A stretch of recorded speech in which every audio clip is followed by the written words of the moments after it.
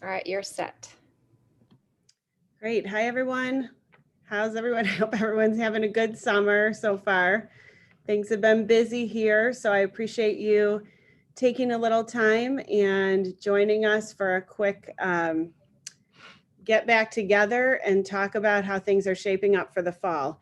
So, as you know, or may not know, presented a draft return to learn plan to the Board of Education in June. As of then, we had not received any updated guidance, and as of now, we have. And so our plan has changed a little bit, given the current situation and the guidance that we have right now. So I wanted to go ahead and meet up with you and run some things past this group, see if you have any thoughts or questions before we proceed. So I'm going to jump right in, and we'll have some time for questions and feedback. So if you do have any thoughts throughout the presentation, just hang on to them, and then we will have time at the end to go through that. So nothing has changed as far as this. Our goal is still to stay true to our mission and vision as a district. We want to continue to collaborate with all of our stakeholders. We want to continue to offer the community choice when we can, which we did last year, and we're really proud of that. And we'd like to really maintain our focus on teaching, learning, and student growth this year. We want to not be thinking as much about pandemics and a lot more about kids and instruction and what we do in schools. So currently, as of last week, the CDC received or released new guidance, and the Illinois Department of Health and the Illinois State Board of Education have adopted that guidance. As far as I know, there is not any additional guidance coming from the Illinois Department of Health. I guess it's always possible that things could change, but this is our most current guidance as we know. Some key takeaways is that layering mitigation strategies is still recommended. As you know, COVID is still out there. We have this Delta variant that we're still considering. And so layering mitigation is still recommended. Vaccines play an important role in all of the guidance and our decision making. So in other words, vaccines are still recommended as the best way to lower transmission and make sure we stay safe. So that's a big part of the guidance. Screening testing is also playing a really important role as well right now. That is that most districts, all districts are recommended to have that as an option for parents to have their child screened when they're at school. And masking is strongly recommended for unvaccinated individuals, but it is not mandated. So I want to be very clear that our goal in District 65 is to phase out these mitigations as soon as we possibly can. And we are looking forward to the day when vaccines are available for all of our students.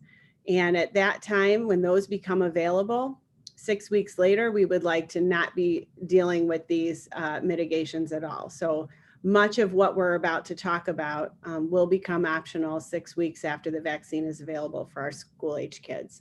So we're hopeful that that is coming soon. I do want to say that we've reviewed this guidance with some medical professionals in the community. Obviously, our attorneys and insurance companies have weighed in. We've gotten and been on lots of webinars with the Illinois State Board of Education and the Illinois Department of Health and the Lake County Department of Health, just asking questions. And here we are kind of looking to partner with the community and find out how people are feeling at this point. From an educational perspective, we want to remove as many barriers to learning as we can so that we can all, like we said in the last slide, just maintain a focus on school and teaching and learning this year. So again, we have advocated for the ability to make some local decisions here, and we've been doing that since the beginning of the pandemic. We've been looking at our local data. We've been making plans based on our own facilities and our staffing. We had a unique learning model last year that served us really well. And again, we intend to move forward and be consistent with making the best decisions for Lake Bluff and Knollwood that we can. And we also intend to keep student and staff safety as a priority. So I'm going to stop this presentation and I'm going to share with you an updated kind of decision-making piece. So give me 1 second to transition. Oops, hold on one second. Okay, so basically what we're looking at is trying to figure out how we can make sure that we take into account everything that's happening when we make our decisions. And what I mean by that are really the two key variables of vaccination availability and where we are with community transmission.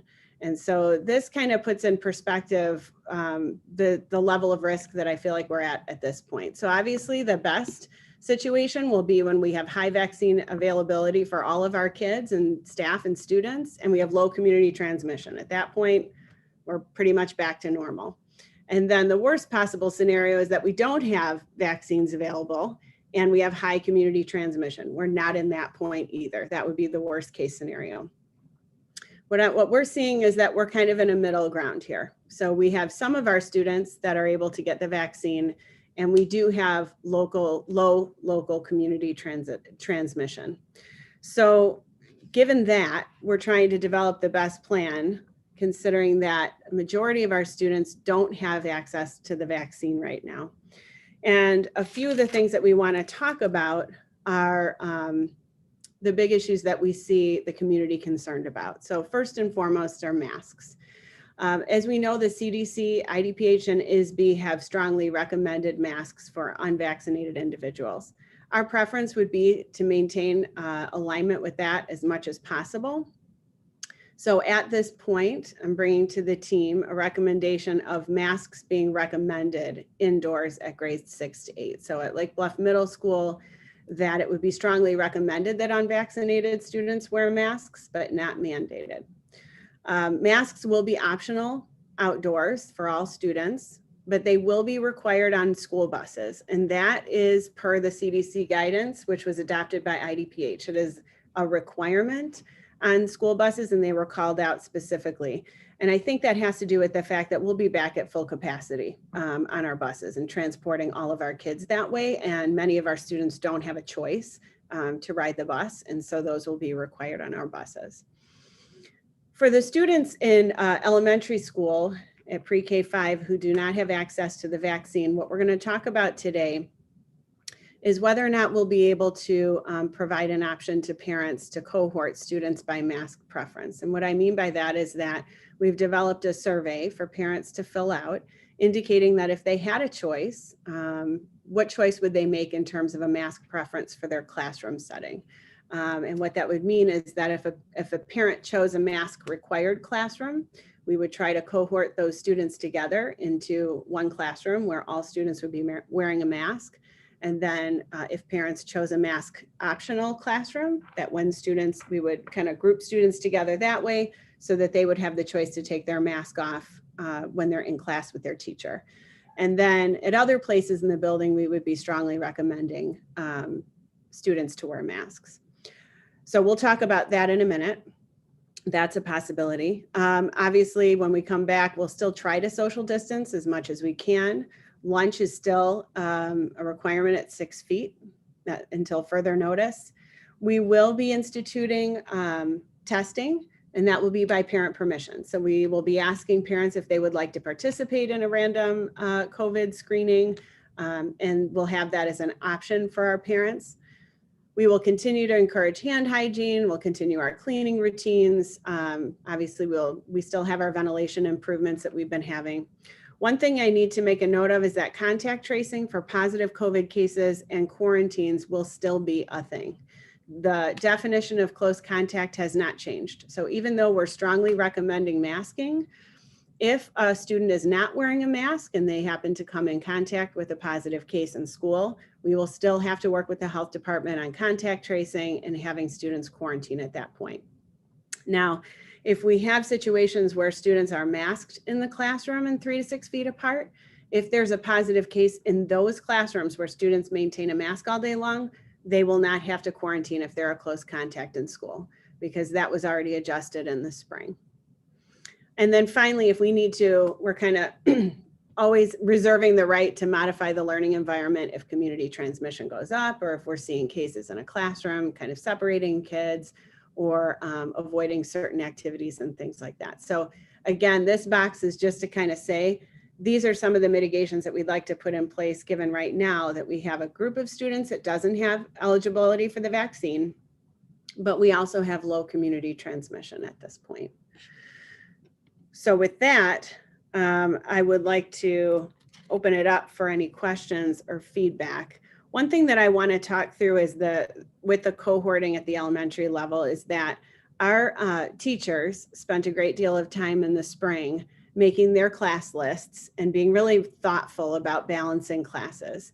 And I want to give a little bit of background on this for our community and parents.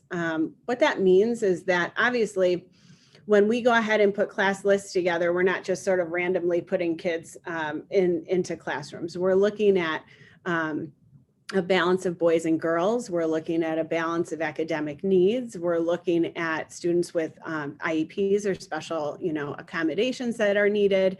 So there's a lot of variables that we look at when we put our class lists together. And I'm really impressed and not surprised, but at the amount of time and thought that went into our class lists in the spring at the elementary level. So suggesting the idea of sort of reshuffling kids right now is probably not popular from an academic standpoint or from a classroom perspective. And so I'm throwing it out there, and I'm putting that caveat out there as well for discussion and thought, because I want to just make sure we have the big picture in mind when we talk about this. Obviously, I know, and the community has made it clear that masking is definitely something that's on everybody's minds, and it is a barrier, either having to wear them or not having people wear them. Either way, depending on your preference, is kind of it's causing a lot of anxiety right now for a lot of people. And so I want to put this out there as something that we might be able to do. I'm not sure that we would be able to do it. Obviously, the survey would go out. We would have to see what our numbers look like. We would have to see if we could create a scenario where we'd have a good learning environment and would be able to maintain that option for folks. But I did just want to put that out there as something to think about when we think about this cohorting option. So again, with that, I'm going to kind of open it up to any questions or feedback, any thoughts about the survey or anything that I've presented so far. I can tell you one last thing. As I talk to superintendents around the county and even around the state, there are very different perspectives and ways that different districts are managing this. We do have the ability to kind of make a local decision right now, and there are lots of different decisions being made. And so there's not a trend, at least in our area. There are some areas of the state where I'm seeing a little bit more of a trend, but not quite yet up here. So with that, I want to open it up. Please feel free to speak your mind, any questions or thoughts, and we'll have a discussion. I have a question for clarification. So are we saying that 6 weeks post approval, so assuming the 5 through 12 cohort gets approved in early September, that then by mid-October, we would not really be requiring students to wear masks regardless? That's correct. If we re-cohort students. That's right. No. Would we go back to our old, okay. No, that would not be the goal. I would want students to stay where they are. They're, those first 6 weeks are all about building relationships and community and routines. And so I would want to build classrooms where we feel like we can do a good job of that. And then, as the year evolves, that would be their classroom. But that's a great question, Jackie. Thanks. Because I am hearing early September as well for the vaccine. I have a question. Is there going to be, if we go to these cohorts, the ones that are going to be those mask classrooms, are the teachers also going to be required to wear a mask, and anybody who works with those classrooms were required to wear a mask? Thanks for that, Erin. Actually, no. When I've spoken with our medical professionals, it's actually being recommended that vaccinated teachers not wear a mask, no matter what the students are doing. And obviously that's because it's better instructionally. It's better for kids to see the teacher and the teacher's entire face. Certainly not posing any risk to the students. And so I would be asking teachers who are vaccinated not to wear a mask, regardless of what classroom they're in. But we would probably be asking unvaccinated teachers to mask up, as we know that transmission from adult to student has shown to be an issue in the past. So thanks for that, Erin. So I was just running through some scenarios in my head of what this means like for our children. So I could opt in and say, I want my kids masked and I want my kids with a mask or in a mask classroom. Or I can say to them, it's an optional thing for you, technically, and you can choose to wear it during the classroom or not, but you'll have to wear it on the bus, you'll have to wear it at lunch, you'll have to wear it when you walk through the hallways. So yeah, let me clarify. The bus is for sure. We have to do that. We don't have any wiggle room on that. I would probably strongly recommend in other areas of the building, just because students would be mixing. But in the classrooms after transition, so that would mean classroom time with their teachers, at art, at music, at library, every teacher would kind of know which classes were which, and then they would be able to go ahead and take off those masks during those times. If my child chooses not to wear a mask, let's say, and they're not vaccinated, what does that mean testing wise or quarantine wise? We go back to what it is. If they were a close contact, they're home for 2 weeks, hopefully doing remote or not. And then testing, obviously. Yeah, so the screening, I would highly encourage parents who choose a mask optional classroom to participate in the screening at school, so that we can catch any asymptomatic cases and address them quickly. But yes, if you're in an mask optional classroom, I'm not going to say you will absolutely have to quarantine, because every single case is different. And we work with the Lake County Health Department to look at literally the seating chart, who's sitting around who, how much time they interact with each other. So I can't guarantee that you would be quarantined, but I can say that there's a much higher probability of quarantine in a mask optional classroom, because in a masked required classroom, we will not have to quarantine. These kids will still be 3 to 6 feet apart and masked up. That is not a situation where a student would have to quarantine in that situation. And thank you for bringing up remote learning. Remote learning, as we did say in June, is going to look really different than it did last year. Last year, our focus was on making sure that platform was the best platform we could have, because everyone was really taking advantage of it. And this year, we're really shifting our focus back to the in-person instruction, the live instruction model. And so if a student has to quarantine, then they will be Zooming into the classroom, but the rest of the classroom will not be on Zoom. So it'll feel more like auditing instruction, and then there'll be work for them to do for that time period.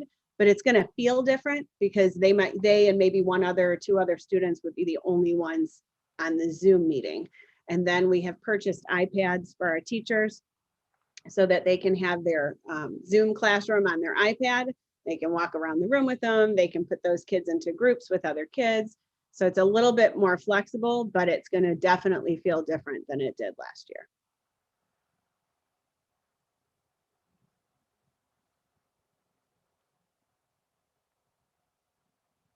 Other thoughts or questions? I do want to mention, oh, sorry, Carrie. No, I'm just trying to understand that, like, no matter what the survey comes back from the parents, we're not doing majority rules, or we are going to do majority rules depending on the situation, or how is it going to work? It's a great question too. So the survey will have basically 2 questions for students or for parents at LBES.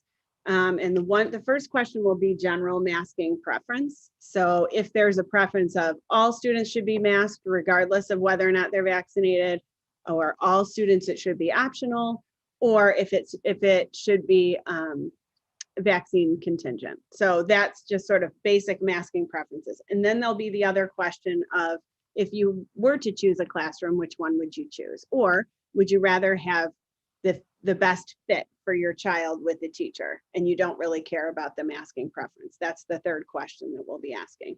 And then we'll take that information and we'll see if we can build classes that are realistic out of those numbers.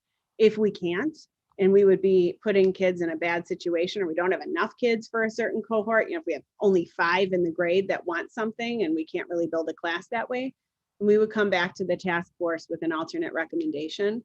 of how to approach the school year. So it's not necessarily majority rules. It's just kind of like to get the feeling and what people would want and see if we can make it work. And then we would come back and let people know. So Lisa, if we get to the point where we do have kids that are vaccinated, but then people who choose not to vaccinate their children and still want that mask classroom, are we then back to a scenario where we end up with shifting classes to meet that accommodation for parents? No. Okay. No, we're not going to shift classrooms. And once there is vaccine eligibility for all of our students, I think at that point, it only makes sense to just make it optional, because as long as the vaccine is free and available and we've given enough time for everyone to get it, I feel like that gives us enough of, availability for kids to be able to say, if you wanted it, you've been able to get it, we're going to go back to an optional environment. Doesn't mean we're going to stop kids from wearing masks, but we would no longer have mask required situations.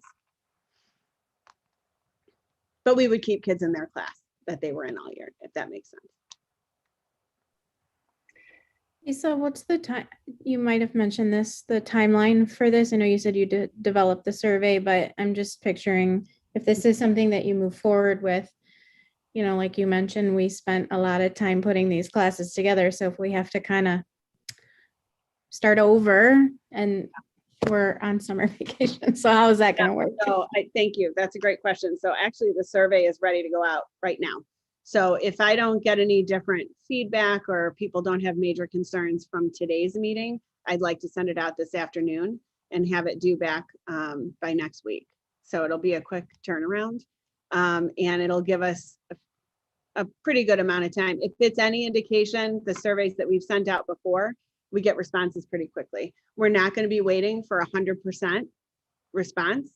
We'll do our best with the people that respond and try to do cohorting that way. And obviously we'll start with the class list that we have and see if we can maintain those as much as possible.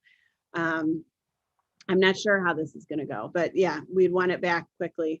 The other piece is we are going to send out a survey to middle school parents on general masking preferences, just so that we have the information about where parents are with that. And those are those three questions. Just, do I think everyone should wear a mask regardless? Do I think it should be optional for everyone, or should it be vaccine contingent? I just want to be able to give our board that information so that as they're considering that mask recommended option for 6 to 8, that they have the data on where the community is at with that.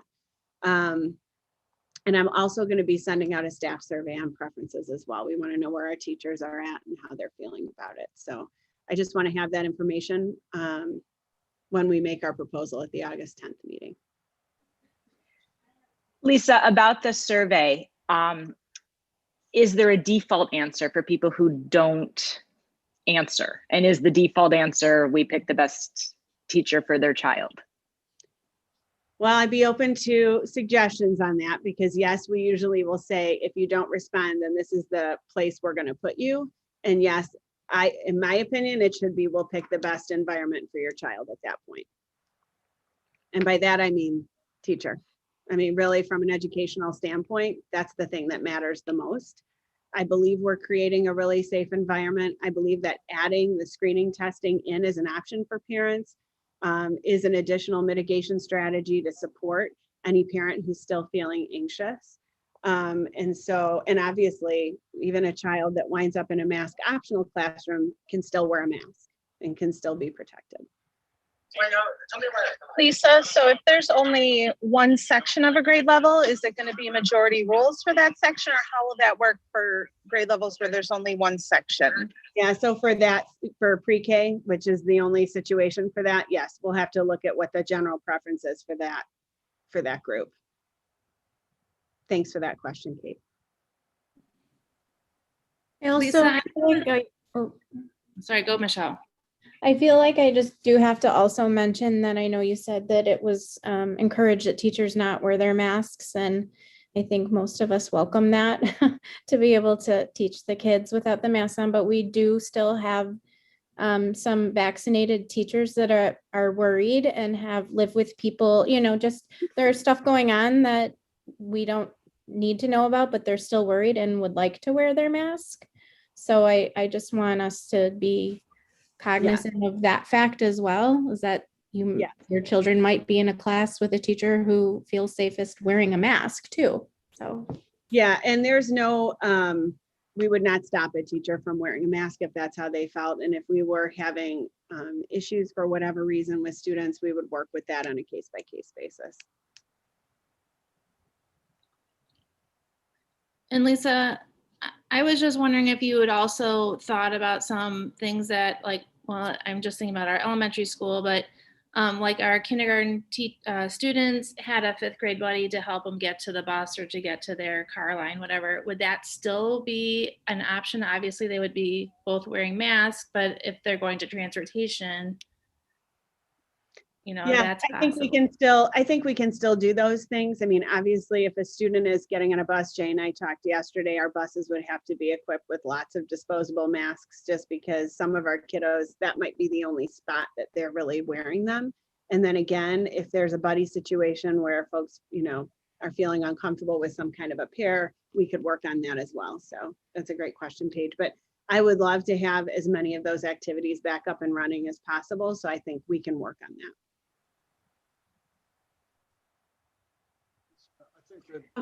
Dr. Lilly, I just want to make sure that I understand in case anybody asks me. For 6 through 8, your recommendation is, as it stands now, is going to be masks recommended. Does that matter if they're vaccinated or unvaccinated, or can unvaccinated people choose to not wear a mask? So at this point, thanks, Anne, that's a great question. At this point, my idea is to align with the CDC for that building, because 2/3 of the building really has access to the vaccine. And so the CDC would say strongly recommended for unvaccinated, but not mandated.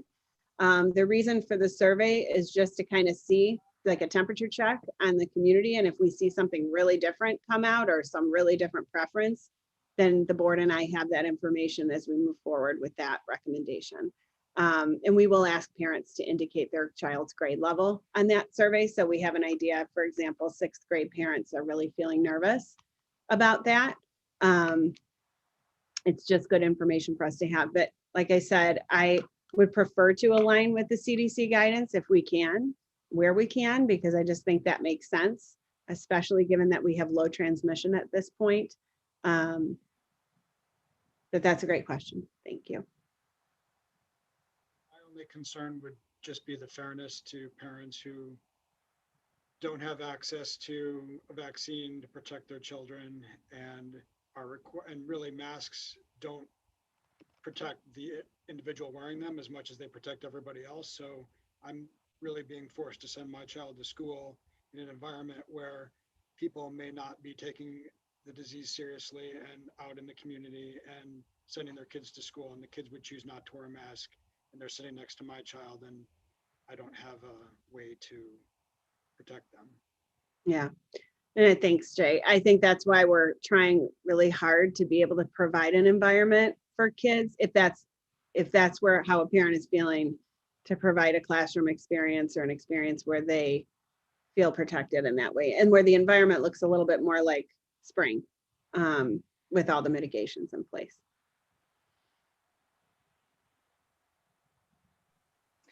What I just like to recognize is that, you know, it seems we've talked a lot about masks today, but compared to what we've talked about in the last 10 or 12 months, it's almost refreshing that we're just talking about masks. We're not talking about seating or transitions or playgrounds or, you know, all of these different elements. That this next school year will be, in so many ways, so much closer to what a regular year looks like. And the way and Dr. Leali's familiar with many of my metaphors. It's kind of like, if it's raining outside, that doesn't prevent you from playing outside. You just might have to put on a coat or use an umbrella or wear different shoes. And so we're so close, I think, to a point where our kids will be in a really safe spot for all ages. And if there's a few little things that we got to do to get there, let's do it so we can have a pretty good year that's more in line with what we've done in the past. So I'm just encouraged that that's been the spirit of this conversation, and it'll get sorted out, but it's not on so many of the other details. Thanks for that perspective, Joe. I appreciate that. I also am refreshed that we're only talking about one or two issues right now. I think it is great news, and I am hearing, that the vaccine for children is coming along. I don't know if it'll be 1 shot or 2 shots, and that's where the 6-week window comes in. We will work to get a vaccine clinic available here on campus as well for all of our students, considering that will be the majority of our students. So we'll work to try to get something on campus and have that as an available site as well for our parents and community, just so that we can, again, remove barriers as much as possible. But I agree with you. I think we're very, very close.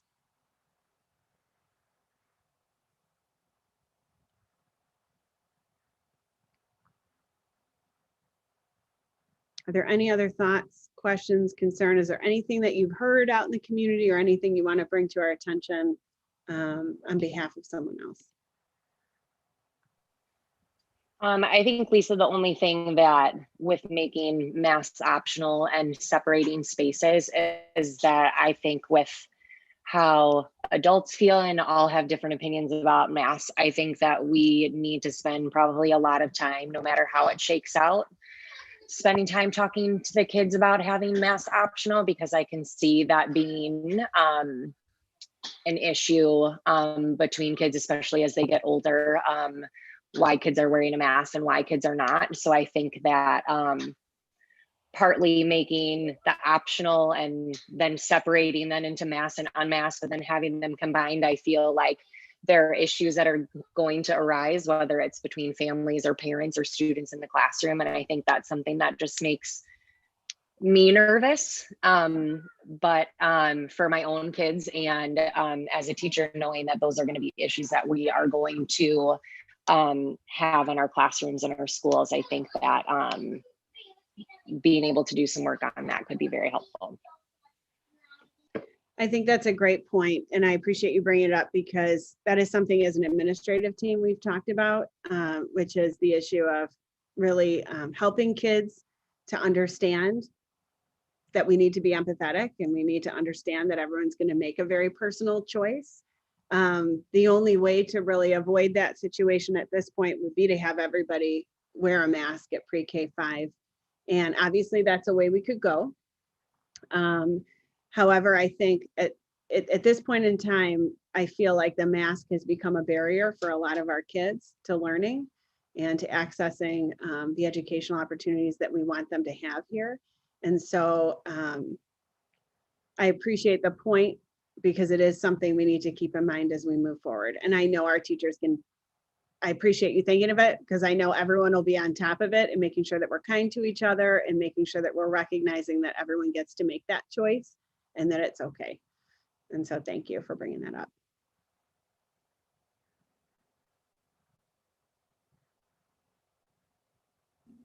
I was just going to jump in and add, as we think about the survey, and again, there's lots of different things that I'm thinking about, and I know the mask topic is controversial, so I'm very curious to see what information the survey brings in. Excuse me. But something I've been thinking about is, we sort of restructured our classes 3 times last year. It felt like more, maybe 4. So if a parent is indicating interest on the survey, and this isn't the end all be all, it's not your final answer, but if a parent is interested in a masked cohort, once we maybe even, if that decision is made and we go that direction, some of those decisions are going to need to be final. So for example, a parent decides they want their child in a masked cohort. We're 3 days or 3 weeks into school and the parent decides this really isn't working, or I didn't know, or my child is coming home saying this, we won't be able to redo class lists to be able to adjust for that. So I'm not saying this is the direction that we are deciding, because we need the information from the survey to know, but I am thinking through just the teacher perspective, my own perspective, parents, and would anticipate that request coming through, and just need to clarify that we wouldn't be able to honor adjustments once lists are made, if that's what we determine. I really appreciate you bringing that up, Kelly. And I do want to say, kudos to our LBES administrative team for agreeing to kind of go down this road and see if we can make this happen, because like I said before, and it's not just the admin, but all the teachers, a lot of time and effort has been already put into planning for this school year. And so the ability to even ask this question to the community and for our team over there to be open to it, it's going to be a lot of work, even just figuring out if we can do it. So to Kelly's point, yes, once we make our decisions, we will let folks know that these are the final decisions. So what I would encourage parents and community members to do, and we'll be sending this video out with the survey, is to really talk with your child about what they're feeling like and what they would be comfortable with, because we are going to have a hard enough time. We did last year, all year, kind of supporting kids with these mitigations as we've needed to ask them to do things. It's hard for them to do sometimes. And so we really would love for parents to talk with their child ahead of time, have the conversation about what the right answer is for them, so that we're all on the same page, because once those class lists are final, we really need to start the year and move forward. I do have a question here. Sarah, go ahead. Hi. So one thing that I was just thinking about with having multiple rooms being either masks or masks optional was what would be the teacher responsibility for enforcement? I feel like in a mask optional classroom, it's going to be a lot to manage to know which kids should have masks on and which maybe not have them on. And I feel like when parents put a request in, of course, we always try to honor, but to have to manage that, to manage those students and whether or not they should have a mask on is a lot. Thank you, Sarah. That's a great question. When we say mask optional, we really mean it's mask optional, and parents need to decide with their child before they go into school what they want them to do. As far as we're concerned, it's the student's option to wear the mask. If they want to wear it, that's fine. If they don't want to wear it, that's fine as well. What we will do is enforce a mask required option, because that's what they've chosen. And so we'll ask kids to keep masks on because that's what that group has chosen. But I really look at mask optional as it's an option. It might be an option. They might want to wear it one day. They might not want to wear it another day. And that's how I've been thinking about it, but I'm open to people challenging my thinking on that. Carrie? I'm not challenging your thinking. I am thinking, so what does lunch look like? Will we go back to recess in the middle school? How will that affect the kids switching classrooms and things like that? So middle school experience, back to normal. The only thing that we are planning for is 6 feet at lunch, because all masks will be off at lunch, and that's in both buildings. But we're back to transitioning classes. We're back to kind of students mixing, locker usage. We're back. And, you know, as far as that goes, in terms of my recommendation right now for the mask recommended. Same for elementary, really. We're going to have recess, playgrounds will be open. Masks don't have to be on outside. Again, we would strongly recommend kids to wear masks as they transition through the school, but we'll kind of look at that too and see where the hot spots are and see if we can, you know, help people with traffic patterns. If there seems to be a lot of people in one particular part of the hallway at one time, you know, that happens anyway during a normal school year. We don't love having a ton of people in the hallway together at once anyway. So we're used to doing that and kind of adjusting once the master schedule is implemented. But really it would be that, you know, a student in a mask required classroom would really be wearing the mask all day long, because we know that those parents want their students to do that, except for lunch, obviously, because they're going to be. Right. So would they be mixed with unmasked classrooms for recess and lunch? Because usually like first grade all plays together. They all eat together. So if you choose to have a mask classroom, they still will be exposed to kids not wearing masks. Yes, outdoor, we're not going to be enforcing masks, and that's per CDC guidance, but then that's why the 6 feet at lunch still. And that was what we were doing last year anyway. So 6 feet with masks off, we feel is the safest way to go at lunch, because yes, kids may be mixing in that way.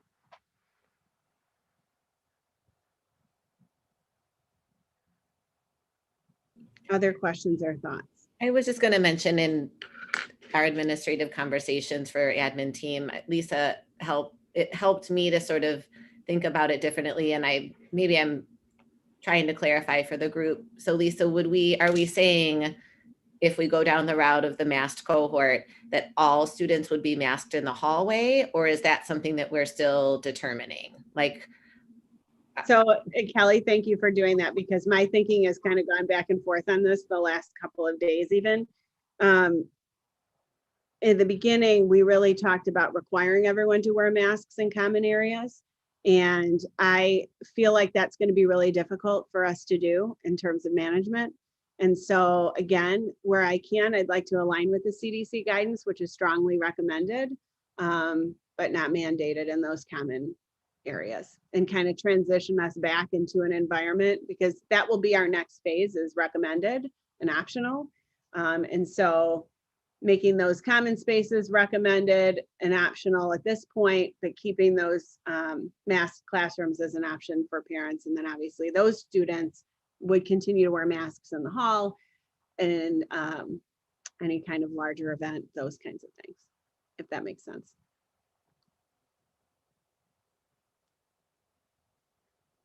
I do want to emphasize too, this is based on what we know right now with regard to COVID right now, with regard to the community transmission. We continue to meet with the Lake County Health Department. We're in a good spot right now in terms of vaccines, in terms of the variant, in terms of transmission. I don't know what the future holds in terms of this disease. I think we would all love to see this be the last phase, and then sort of vaccine is out and we're good to go. I'm hopeful that that's the case. But obviously if things change later in the year, or we get into flu season or what have you, I don't know. I can't predict. Nobody can.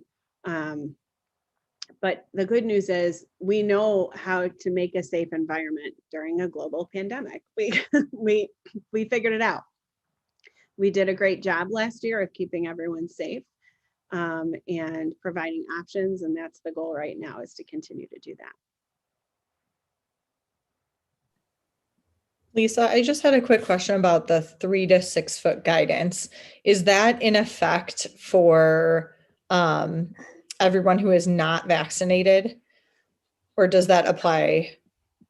3 to 6, yeah, 3 to 6 feet was a change that happened in the spring last year. So we went down from the 6 feet to the 3 feet. And it was right around the time that we made our decision to go to phase 3. So at least 3 feet is recommended right now. And then the quarantine guidance changed in the spring to allow for masked individuals who are 3 feet apart not to have to quarantine. So that happened in the spring and summer, and that's how we've been operating summer school. And so that was a little change too. But at this point, we're still kind of recommended to keep spacing to 3 feet as much as possible. And then again, when masks come off at lunch, that 6 feet is still in place. Thanks, Vanessa, for that. I just had a quick question. As an interventionist, I often pull like kids from different classrooms. So if it was masked and unmasked, I couldn't combine them for a group. I think we would have to talk about that and how those are going to have to be case by case kind of pieces. There might be situations where we contact a family and say, hey, you know, for this hour, can we ask your child to wear a mask because we have a small group, we're sitting in a small space, we have kids that prefer that. And we'll try to work on that together, because I would hate for us to not be able to serve students the way we need to and have that be an obstacle. So it's a great question, one that we've been kind of thinking through. I don't have an answer right now, but yeah, my answer, I guess, Anna, is we're going to have to work on that one. Not that I want to make anything more difficult for our student services department, because it's always a puzzle. But yes, that's something we're going to have to think about. Thank you for bringing it up.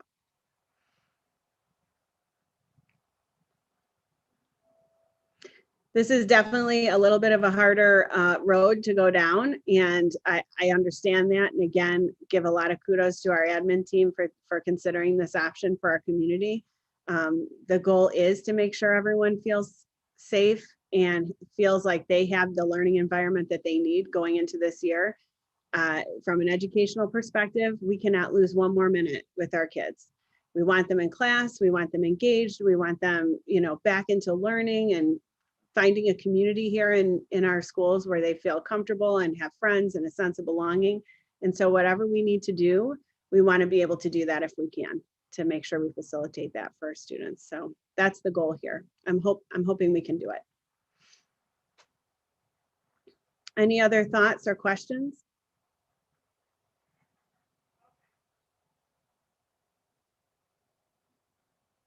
I really appreciate all of you showing up today. I know it's your summer. I know everyone's busy. We did a different time, but I really felt it was important to pull us together. I'm gonna, like I said, send this link to this recording out with the survey today, so that if folks have questions when they're filling out the survey, they can just be here and see our conversation. Please encourage people to do that. I think it's been really helpful. This group has been really helpful with getting information out, and I appreciate all of you and all the questions you asked. I do have one attendee. Has a question. Karen? Oh, hi. Sorry. Thank you. Hi, Karen. Oops, I had that covered. So anyway, so in the survey, I was going to ask, when that's sent out, will you make sure that it's clear? I noticed you said that if you're in a masked class, you won't need to quarantine, just so that parents maybe who don't have daycare, if they do have to quarantine, understand what they're signed up for. Actually, I did not do that in the survey, but I'm going to add that before we send it out. That's a great point. Okay. Thanks. Thank Karen.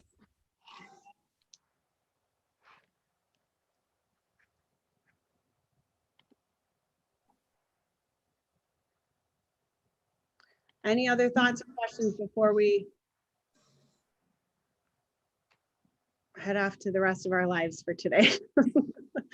I hope everyone's having an amazing summer. I hope people are getting a chance to relax, take advantage of some of this good weather. As always, you all know we're here. Any of us are here if you have questions or thoughts or ideas after this, things that we didn't think about. We appreciate you so much as a group. Thanks to everyone who came and attended our meeting today. Encourage folks to watch, encourage folks to fill out the survey, and we will let you know when we have some idea of where we're headed. Thanks so much, everyone. Have a great afternoon.